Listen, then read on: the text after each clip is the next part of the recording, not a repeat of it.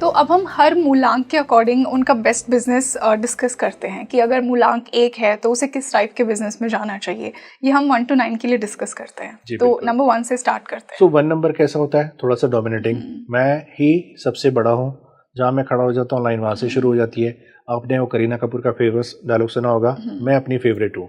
तो इस तरह के लोग होते हैं नंबर 1। तो आप अगर देखोगे किसी के अंडर में काम करना इनको बिल्कुल भी पसंद नहीं आता। हालांकि अगर जॉब में अगर कोई नंबर 1 होगा तो वो सक्सेस की लैडर जल्दी चढ़ जाएगा।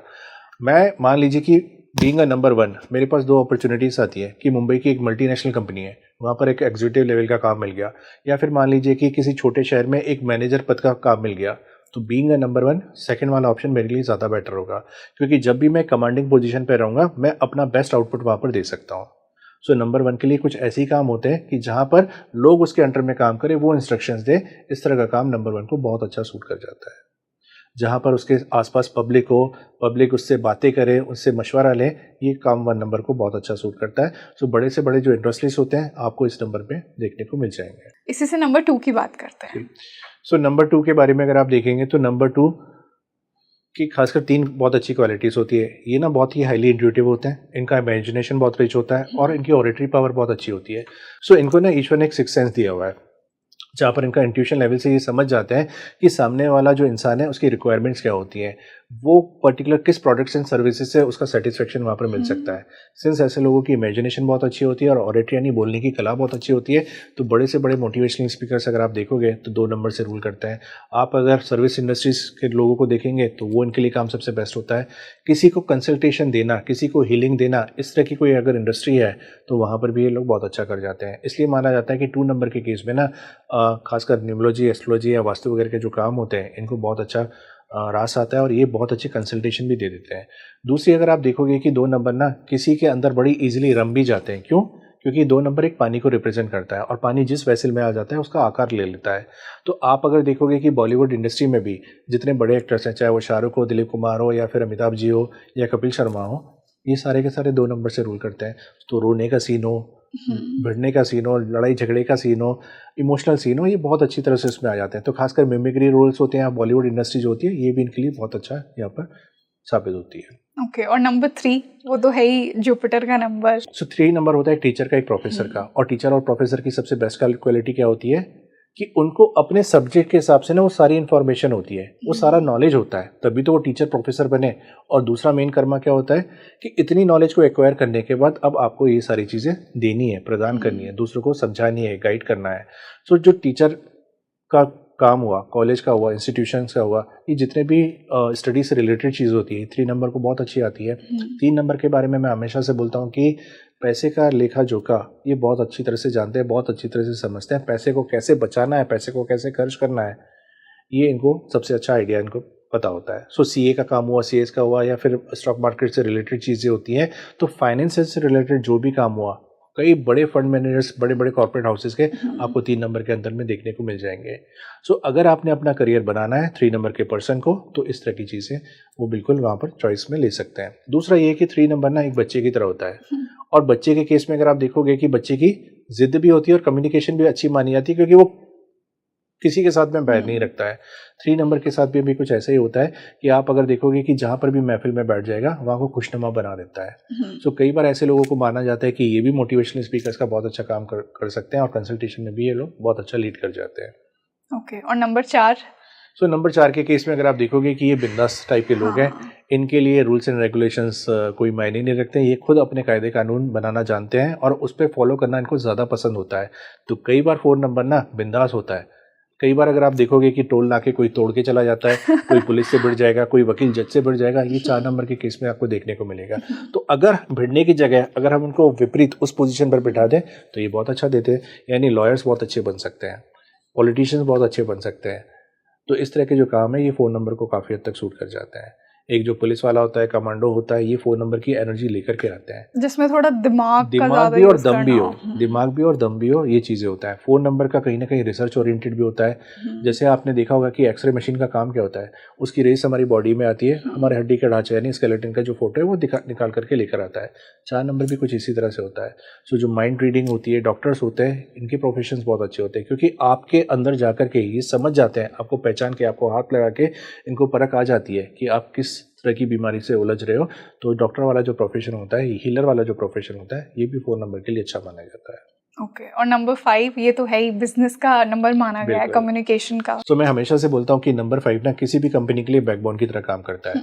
यानी एक कंपनी में ना अलग अलग तरह के डिपार्टमेंट्स होते हैं, HR भी है, ऑपरेशंस भी है, मार्केटिंग का भी है, तरह तरह के ब्रांचेस होते हैं। लेकिन आप देखोगे कि जो सेल्स वाला जो डिपार्टमेंट होता है, यही बाहर जाकर के प्रोडक्ट्स एंड सर्विसेज बेच करके आता है और सारी आमदनी यही कमा करके आता है, और इसी के भरोसे सारे डिपार्टमेंट इसी के भरोसे वहाँ पर खड़े होते हैं। तो 5 नंबर को ना बैकबोन ऑफ द कंपनी माना जाता है। सो जितने भी सेल्स से रिलेटेड हुआ, मार्केटिंग से रिलेटेड हुआ, ये काम इनके बहुत अच्छे होते हैं। और इसलिए अगर आप देखोगे कि किसी भी पर्टिकुलर एजेंट अगर किसी ने बनना है, कोई कमीशन का काम अगर करना है, ये 5 नंबर वाला बहुत अच्छी तरह से वहाँ पर कर सकता है। लेकिन उसे ये समझना बहुत ज़्यादा ज़रूरी है कि 5 नंबर कम्युनिकेशन के साथ साथ ट्रैवलिंग का भी नंबर होता है। सो जितना ज़्यादा ट्रैवल करेगा, जितना ज़्यादा क्लाइंट से फेस टू फेस जाकर के मीटिंग करेगा, उतने ज़्यादा कन्वर्जेंस यहाँ पर देखने को उसे मिलेंगे। तो 5 नंबर के केस में कई बार आपने देखा होगा कि बहुत ही स्टाइलिश तरीके से कपड़े पहनना और सूट बूट में जाना और मीटिंग्स करना और कन्वर्जेंस लेकर के आना, ये 5 नंबर के केस में आपको देखने को मिल जाएगा। सो इनकी ना एक अलग पहचान है, अलग व्यक्तित्व है, एक अलग पर्सनैलिटी है, जो आप देख करके ना सामने वाले को समझ जाओगे कि 5 नंबर का पर्सन है। आपने कई बार देखा होगा कि किसी शॉप में आप कभी अपनी मदर के साथ में या मौसी के साथ में गए होंगे, वहाँ पर क्या होता है कि आपकी मदर ने, मैं बचपन की बात कर रहा हूँ, अब तो सारा का सारा मॉल का कल्चर आ गया, तो आप जब कभी अब बचपन में अपनी मदर के साथ में गए होंगे, तो मेरी मदर ने वहाँ पर बोला कि एक अच्छी सी बनारसी साड़ी दिखा दीजिए। तो दुकानदार क्या बोलता है, आइए सर, आइए मैडम बैठिए, चाय ठंडा पानी गर्म क्या लोगे वहाँ पर, तो पहले आओ भगत करता है। उसके बाद मेरी मदर ने साड़ी एक मांगी थी, लेकिन वहाँ पर 20 से 30 साड़ियाँ उसने ओपन करके दिखा दी। कोई क्वालिटी में अच्छी है, कोई कारीगरी में अच्छी है, किसी का कलर बेटर है, तो कहीं ना कहीं वो कन्विंस कर देता है। जहाँ पर मेरी मदर को एक साड़ी परचेज करनी थी, अब उन्होंने 4 से 5 साड़ी परचेज कर दी, क्योंकि अब साड़ी को देख करके ना उनकी अपनी बहनें भी याद आ गई, उनको अपनी ननद भी याद आ गई। लेकिन हुआ क्या कि उस दुकानदार के ऊपर सारा क्रेडिट जाता है कि जिसने अपने अल्फाजों से, अपने शब्दों से सामने वाले को कन्वर्ट करके उससे हायर सेल्स ले लिए। तो जहाँ पर एक साड़ी बिकनी थी, वहाँ पर उसने 4 से 5 साड़ी बेच दी। तो ये होता है नंबर 5 के अंदर में। तो इस तरह का हुनर जो है ना 5 नंबर के अंदर के लोगों में होना चाहिए, और ये बाई बर्थ ही देखने को मिलेगा। दूसरा, 5 नंबर के केस में ये एनर्जी से भरपूर होते हैं, और मैं हमेशा से बोलता हूँ कि इस तरह के जो लोग हैं स्पोर्ट एक्टिविटीज से भी अगर कनेक्टेड अगर होते हैं, जैसे क्रिकेट हुआ, फुटबॉल हुआ, तो आउटडोर के जितने भी स्पोर्ट एक्टिविटीज है वहाँ पर भी 5 नंबर अपना बेहतर योगदान यहाँ पर दे सकता है। नंबर 6 शुक्र का नंबर। सो शुक्र का नंबर है, शुक्र यानी अट्रैक्शन का माना जाता है। और अट्रैक्शन कहीं ना कहीं अगर आप देखोगे कि जो भी चीज़ें आसपास आपको शुक्र की दिखती है, वो सबसे ज़्यादा महंगी भी होती है। और किसी ने एक बहुत सही बात भी बोली है कि शुक्र की जितनी भी चीज़ें होती हैं ये एक्सपेंसिव होती है, और शुक्र को कौन अपनाता है? हर इंसान। आज की डेट में अगर मैं आपसे बोलूं कि आपने मूवी अपने फैमिली के साथ में देनी है, देखने जाना है, तो आप सिंगल थिएटर को छोड़ करके आप मल्टीप्लेक्स में जाना पसंद करोगे। तो सिंगल थिएटर में आज भी टिकट्स 80 से 100 रुपए की मिलेंगी, लेकिन मल्टीप्लेक्स में 250 से 500 की टिकट्स आपको ईजिली मिल जाएंगी। अगर मैं बाहर घूमने की बात करूँ तो आज भी फैमिली की पहली चॉइस होती है कि चलो क्रूज से चला जाए या फिर हम फ्लाइट से जाए वहाँ पर।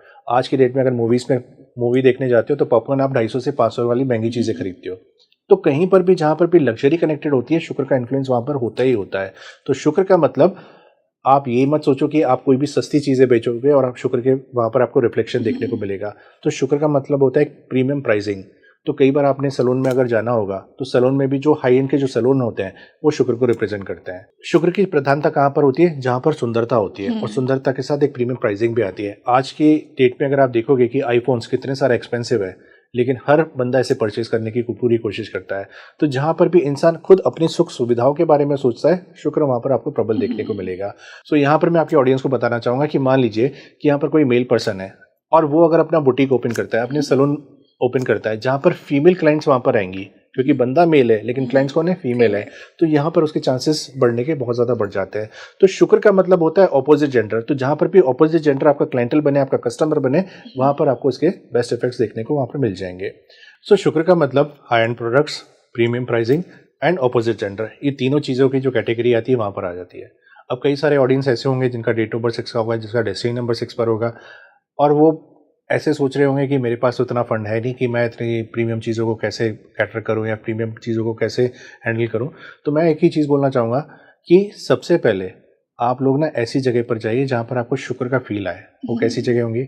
आप स्टारबक्स में चले जाइए, 200 रुपये की कॉफ़ी, 200 रुपये तो आजकल यूँ ही खर्च हो जाते, पता ही नहीं पड़ता है। वहाँ पर उस एम्बियंस में जा कर के बैठिए, 15-20 मिनट, आधा घंटा, 45 मिनट्स, 1 घंटा बैठिए।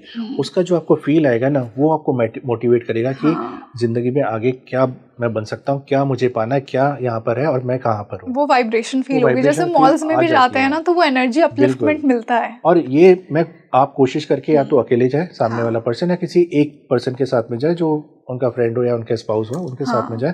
आपने ऐसे ग्रुप में मत जाइए, क्योंकि ग्रुप में वो वाइब्स नहीं आ पाती, स्कैटर हो जाएगी। सो आप किसी मॉल में चले जाइए, आप किसी कैफे वगैरह में चाहिए, किसी रेस्टोरेंट में ऐसे चले जाइए, और एक थंब रूल बना दीजिए कि हफ्ते में या 10 से 15 दिन में किसी एक्सपेंसिव सी जगह पर जाकर बैठना है और मुझे अच्छा सा टाइम वहाँ पर स्पेंड करना है। ये शुक्र की जो फीलिंग भावना है ना, ये कहीं ना कहीं आपको प्रेरित करेगी और उस तरह से रिलेटेड कामों के लिए भी आपको इंक्लाइन करेगी। तब आपको एक्चुअल में पता पड़ेगा कि शुक्र एक्चुअल में क्या होता है और कैसे आप इसको प्राप्त कर सकते हो। दूसरा, अगर आप देखोगे कि जितने भी 6 नंबर वाले लोग यहाँ पर बैठे हुए हैं, मैं हमेशा से एक चीज़ और बोलता हूँ कि अगर आपका डेट ऑफ बर्थ 15 तारीख का है तो आपको 4 और 8 से दूर रहना है। जैसे 15 का किसी का डेट ऑफ बर्थ है, उसे अपने बिजनेस को कभी भी 4 या 8 को लॉन्च नहीं करना चाहिए, चाहे डेट ऑफ बर्थ में हो चाहे डेस्टिनी नंबर पर हो। कभी कोई ऐसा पार्सल नंबर है, कोई टेबल नंबर है, कोई रूम नंबर है, 15 वाले को 4 और 8 पे नहीं रखना चाहिए, क्योंकि ये कंट्रोवर्सीज एंड कॉन्ट्रडिक्शंस को क्रिएट करते हैं। ऐसे एक नहीं, लाइफ में न जाने कितने इंसिडेंट्स ऐसे हुए हैं जहाँ पर 15, 4, 8 के साथ में आकर के प्रॉब्लम्स को यहाँ पर क्रिएट करता है। तो अपने बिजनेस में 6 नंबर के लिए मेन सिद्धांत भी ये है कि आपने अगर 15 नंबर का डेट ऑफ बर्थ है तो 4 और 8 को अवॉइड करना है, या फिर आपकी कंपनी का डेट ऑफ रजिस्ट्रेशन भी 15 का है तो उस केस में भी ये एप्लीकेबल माना जाएगा।